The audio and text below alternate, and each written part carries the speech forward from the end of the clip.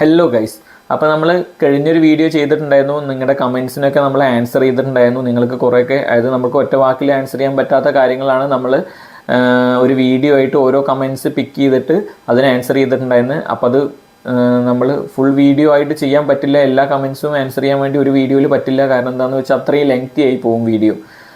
അതുകൊണ്ട് നമ്മൾ അതിനെ പാർട്ടാക്കിയിട്ട് ചെയ്യുന്നത്. ഇപ്പോൾ പാർട്ട് 2 ആണ് അതിൻ്റെ. അപ്പോൾ ബാക്കിയുള്ള കമൻസ് നമുക്ക് ആൻസർ ചെയ്യാം. പിന്നെ ഒരാൾ കമൻറ്റ് ചെയ്തിരിക്കണമെന്ന് പറഞ്ഞു കഴിഞ്ഞാൽ ഇതൊക്കെ കണ്ട് അങ്ങ് കയറി വാ പൊളിക്കുന്നുള്ളതാണ് സംഭവം. ആൾ ഷിപ്പിനെ പറ്റി അറിയുന്ന ഒരാളായിരിക്കും. ഷിപ്പിലെ ജോലി എന്ന് പറയുന്നത് അത്ര ഈസി ആയിട്ടുള്ളൊരു ജോലിയല്ല. കാരണം എന്താണെന്ന് വെച്ചാൽ അതിപ്പോൾ ഒരു ജോലിയും അത്ര ഈസിയാണെന്ന് ഞാൻ പറയുന്നില്ല. എല്ലാവർക്കും അവരവരുടെ ജോലിയായിരിക്കും കഷ്ടപ്പാടുണ്ടാകുക. ഇപ്പോൾ എന്തൊരു ജോലിയാണെന്നുണ്ടെങ്കിലും അവരുടെ അടുത്ത് ചോദിച്ചു കഴിഞ്ഞാൽ അവർ പറയുക ഭയങ്കര ബുദ്ധിമുട്ടാണ്, പൈസ അത്ര കിട്ടുന്നില്ല, കഷ്ടപ്പാടാണെന്ന് പറയും. അപ്പോൾ അത് ആരോട് എന്ത് ജോലി ചെയ്യുന്ന ഒരാളടുത്ത് ചോദിച്ചു കഴിഞ്ഞാലും അവരങ്ങനെ തന്നെ പറയുള്ളൂ.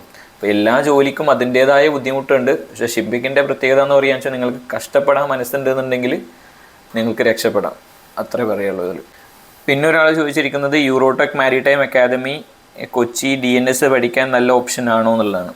ഇപ്പോൾ യൂറോടെക് മാരിടൈം അക്കാദമിയിലും അതേമാതിരി കൊച്ചിൻ ഷിപ്പ് യാർഡ് നടത്തുന്ന ഇൻസ്റ്റിറ്റ്യൂട്ട്, പിന്നെ നമ്മുടെ കൊച്ചിൻ ഷിപ്പ് യാർഡിലും നിങ്ങൾക്ക് പഠിക്കാൻ വേണ്ടി പറ്റും DNS. പക്ഷേ സ്പോൺസർഷിപ്പ്, ഏതെങ്കിലും ഒരു കമ്പനിയുടെ സ്പോൺസർഷിപ്പ് കിട്ടിയതിന് ശേഷം മാത്രം നിങ്ങൾ പഠിക്കുക. അതല്ലാണ്ട് അവരൊന്നും, അവിടെ കമ്പനീസൊക്കെ വളരെ കുറവാണ് വരുന്നത്. അപ്പോൾ അവർ സ്പോൺസർഷിപ്പ് തരുന്നില്ല. നിങ്ങൾ അവിടെ തന്നെ ജോയിൻ ചെയ്ത് പഠിക്കുകയെന്നുണ്ടെങ്കിൽ വേറെ ഇൻസ്റ്റിറ്റ്യൂട്ടിൻ്റെ പോലെ. അപ്പോൾ നിങ്ങൾ സെപ്പറേറ്റ് സ്പോൺസർഷിപ്പ് എക്സാം എഴുതിയിട്ട് ക്ലിയർ ആയിട്ട് വേറെ ഏതെങ്കിലും കമ്പനിയിൽ കിട്ടിയതിന് ശേഷം മാത്രം ഇവിടെ പോയി പഠിക്കുക.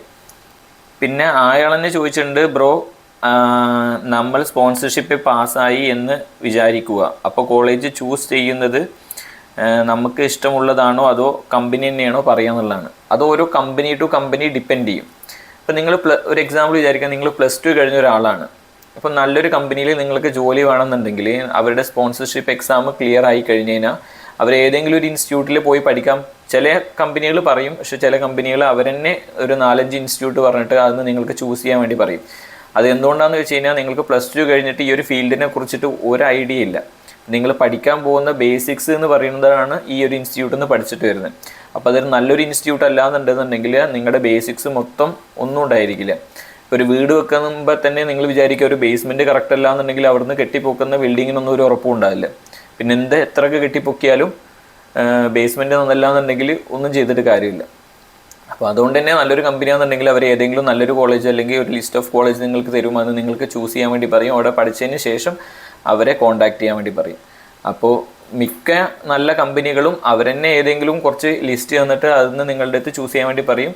പക്ഷേ അതല്ലാത്ത കമ്പനികളുണ്ട്, ഏതെങ്കിലും ഒരു DG അപ്രൂവ് ആയ ഒരു ഇൻസ്റ്റിറ്റ്യൂട്ടിൽ നിന്ന് കംപ്ലീറ്റ് ചെയ്തിട്ട് വരാൻ പറയുന്ന കമ്പനികളുണ്ട്. അപ്പോൾ നിങ്ങൾ ഏത് കമ്പനിയിലാണ് എടുക്കുന്നതെന്നുണ്ടെങ്കിൽ അതിനെ ഡിപ്പെൻഡ് ചെയ്തിരിക്കും.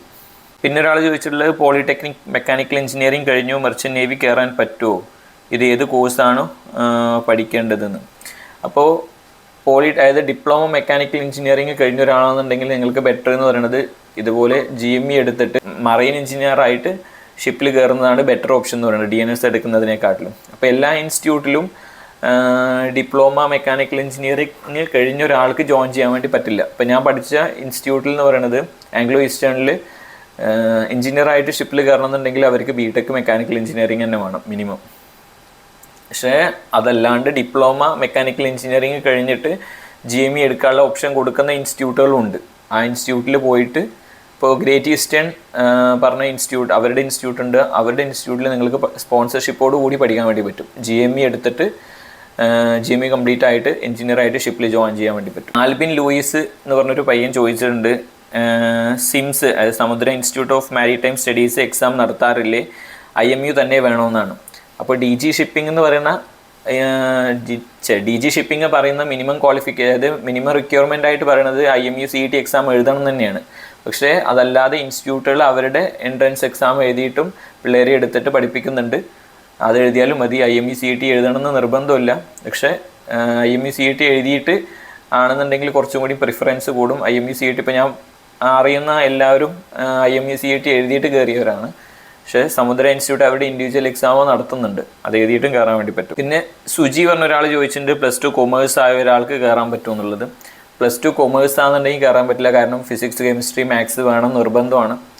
ഇനി ഫിസിക്സ് കൊമേഴ്സ് പഠിച്ച ഒരാൾക്കാണെന്നുണ്ടെങ്കിൽ ബെറ്റർ എന്ന് പറയുന്നത് 10th ബേസിൽ GP റേറ്റിംഗ് എടുത്ത് കയറുന്നതാണ്. GP റേറ്റിങ്ങിൻ്റെ വീഡിയോ നമ്മൾ നമ്മുടെ ചാനലിൽ ചെയ്തിട്ടുണ്ട്, കയറി കാണുക.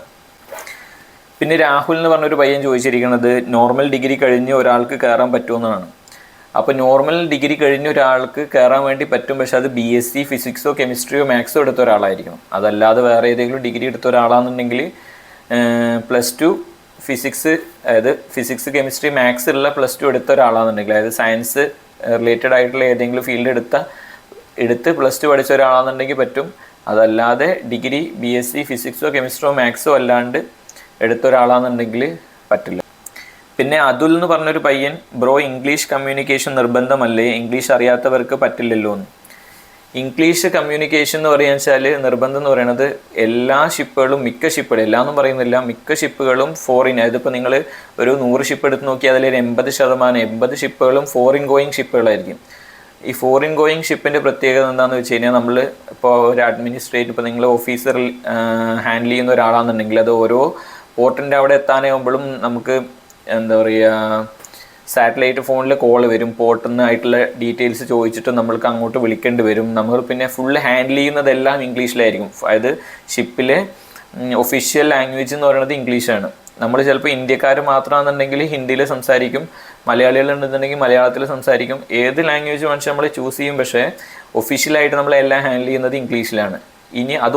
ഇനി വേറൊരു കാര്യം എന്ന് പറയുന്നത്, ഇൻ്റർനാഷണലി ഗോയിങ് ഷിപ്പുകൾ, അത് ഇൻ്റർനാഷണൽ ഷിപ്പിംഗ് കമ്പനി ആണെന്നുണ്ടെങ്കിൽ, ഇപ്പം ഞാൻ വർക്ക് ചെയ്യുന്ന ഷിപ്പിൽ വർക്കേഴ്സായിട്ട് വരുന്നത് മൊത്തം ഫിലിപ്പീൻസ് എന്നുള്ള ആൾക്കാരാണ്.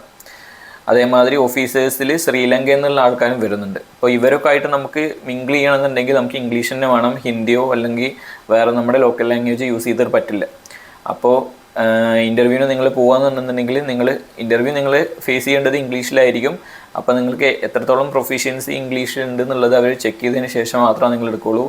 ഇംഗ്ലീഷ് ഒരു ഇമ്പോർട്ടൻ്റ് ആണ്, പക്ഷെ നിങ്ങൾക്ക് അതായത് ഒരു ആവറേജ് ആയ ഒരാൾക്ക് സുഖമായിട്ട് ഹാൻഡിൽ ചെയ്യാൻ പറ്റും. അത്രത്തോളം ഇംഗ്ലീഷ് അറിയണമെന്നൊന്നുമില്ല, പക്ഷെ ആവറേജ് ആയിട്ട് കുറച്ചൊക്കെ ഹാൻഡിൽ ചെയ്യാൻ വേണ്ടി പറ്റിയാൽ മതി. നിങ്ങൾക്ക് ഡൗട്ട്സ് ഉണ്ടെങ്കിൽ കമൻറ്റ് ചെയ്യുക, നമ്മളതിന് റിപ്ലൈ തരുന്നതായിരിക്കും. അടുത്തൊരു വീഡിയോ ആയിട്ട് വീണ്ടും കാണാം. Okay, by.